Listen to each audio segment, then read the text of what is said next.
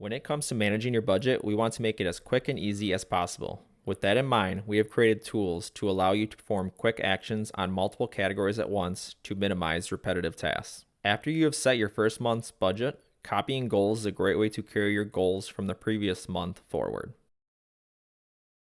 Half budget and full budget buttons can be used to quickly fund your categories based on your goals. You can select as many categories as you would like or tap the Select All button.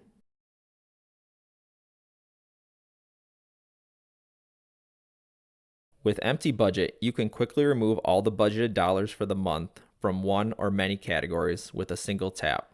Quickly fund the category for the month based on your goal. This is a great way to quickly set aside money for fixed expenses that you will need funded before your next paycheck. This can also be useful on your final paycheck of the month when you are going through and fully funding your categories. Zeroing the balance will automatically adjust the budgeted dollars to an amount that would make the category's balance zero. If the category is not a sinking fund or a category you want to build up a balance for, then you would zero it out at the end of the month so you can use those excess dollars towards other goals. Also, if you went over on some of your categories, it will add money to fund the overspending. Hope that utilizing some of these techniques will help you spend less time managing your budget. Thanks for watching.